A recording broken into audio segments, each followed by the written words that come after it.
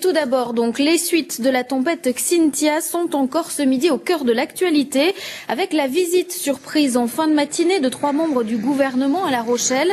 Jean-Louis Borloo, Chantal Joanneau et Benoît Apparu ont reçu en préfecture les maires des communes concernées par les zones noires.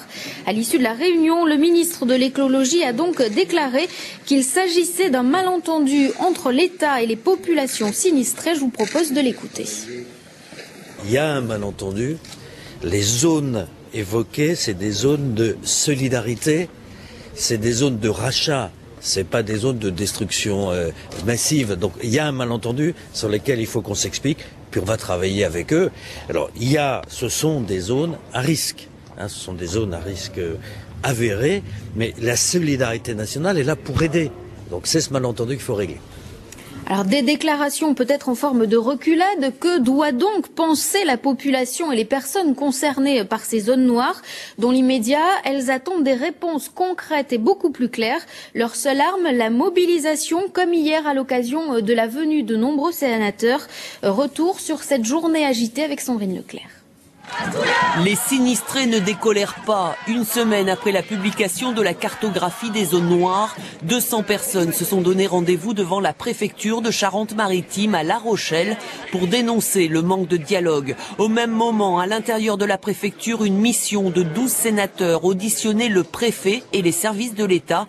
Toute la journée, cette délégation est allée à la rencontre des sinistrés à Charon, au Boucholeur. Objectif, mieux comprendre le zonage. Tout d'abord de connaître les causes donc de la submersion et de voir également les conséquences qu'il y a eu sur le terrain. Ça, c'est le premier point. Réfléchir sur les problèmes d'urbanisme à venir, modification d'urbanisme, des zones de protection, et d'éviter que, dans la mesure du possible, que ça ne se reproduise pas dans des conditions pareilles. Et cette mission devrait rendre un pré-rapport dans un mois. La gestion de cette après-tempête a pris un tour politique. Ségolène Royal, 33 maires de communes ainsi que des associations de sinistrés ont écrit au président de la République. Invitée du journal hier soir, la présidente de région tacle Nicolas Sarkozy sur le manque de concertation. Nous avons à l'unanimité rédigé une lettre ouverte au président de la République pour qu'il suspende ce zonage. Dans la France d'aujourd'hui, on ne peut pas gouverner sans écouter les personnes concernées. Hier soir, le climat s'est durci entre les sinistrés et l'État. Le préfet a été contraint d'annuler une réunion d'information à Nieul-sur-Mer. Des manifestants souhaitaient perturber ce rendez-vous. Vous venez de le voir sur le terrain, les sinistrés voient défiler depuis quelques jours bon nombre de politiques. Parmi les élus locaux, il y a unanimité, tous réclament un réexamen de la situation. Hier, Jean-Louis Léonard, député UMP de Charente-Maritime, a déjeuné avec le président de la République, Nicolas Sarkozy.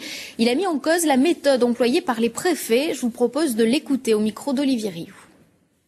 Je pense qu'il y a eu un blocage effectivement au niveau des préfets. Je ne sais pas quelle est la commande qui leur a été passée, sous quel terme elle a été passée. Ce que je sais, c'est que on leur a dit qu'ils n'avaient pas l'expertise nécessaire, on leur a indiqué. Il y a eu une incompréhension totale entre le préfet de Charente-Maritime et les élus. Nous avons démontré que ce qui avait été fait n'était pas bon. Bon, aujourd'hui, on revient en arrière. C'est vrai que, disons, on reprend le cours normal des choses. Et puis, il est vrai aussi que on a perdu 3 semaines. C'est vrai qu'on a perdu 3 semaines. On aurait pu éviter de les perdre si, effectivement, on n'avait pas eu en face de nous des gens aussi butés. Alors pour tenter de savoir comment les personnes sinistrées observent ces allées et venues des politiques sur le terrain, nous retrouvons Marie-Olivier Roca en direct de La Rochelle. Bonjour, vous êtes la représentante d'une association de sinistrés à Étré. La venue de ces 3 ministres aujourd'hui à La Rochelle et les propos de Jean-Louis Borloo vous rassurent-ils ? Les propos ne nous rassurent pas forcément. Il est certain qu'on a un sentiment de premier recul. Parler d'un gros malentendu, oui, je le confirme. Il y a certainement eu un très gros malentendu. En tout cas, nous, on ne comprenait pas. Aujourd'hui, c'est encore une fois une impulsion supplémentaire qui nous permet d'avoir un petit peu d'espoir quant à nos communes. En aucun cas, nous ne relâchons la pression et au contraire, elle sera accrue dans les prochains jours. Mais quelles sont les informations dont vous disposez, par exemple, ce midi? Vous êtes comme nous, vous la prenez au fur et à mesure ou il y a des décisions officielles qui vous parviennent? Non, non, aucune décision officielle ne me parvient avant les autres. Il est certain que nous entendons les mêmes choses que vous dans la presse, sur la radio. Il n'y a pas de concertation en direct avec la préfecture ou avec les ministres au sein des associations. Ce qui est certain, c'est qu'il y a un dialogue qui est ouvert, et ça, c'était la première demande qu'on avait. Donc voilà, on a déjà fait un premier pas tous ensemble. Si quand Jean-Louis Borloo parle de zone de rachat, l'État se propose de racheter uniquement les maisons de gens qui souhaitent partir, est-ce que ça c'est ce que vous voulez vous aussi, que les gens qui veuillent rester puissent rester dans leur maison et que les autres puissent vendre à l'État ? Mais écoutez, c'est tout à fait ça.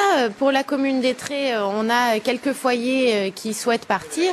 Nous les comprenons très bien. En revanche, on en a beaucoup d'autres qui souhaitent rester chez eux et être tout simplement protégés. Je vais vous expliquer quelque chose de simple. Quand le mur de votre voisin vous tombe dessus, il le répare, il le consolide. Il ne vous dit pas de partir. Donc nous voulons un État protecteur. Et si le facteur humain ne parle pas à tout le monde, il est certain que le facteur économique parlera à tout le monde. Regardez combien ça coûte aujourd'hui de nous protéger et de ne pas éclater et faire du mal à des familles, et regardez combien ça coûte de nous faire partir et combien ça coûte humainement également. Donc pour qu'on comprenne bien, aujourd'hui vous souhaitez que les situations soient examinées au cas par cas ?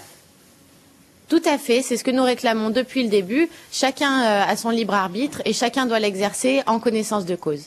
Est-ce que le collectif d'Étré participera à la grande manifestation prévue samedi sur le pont de l'île de Ré ?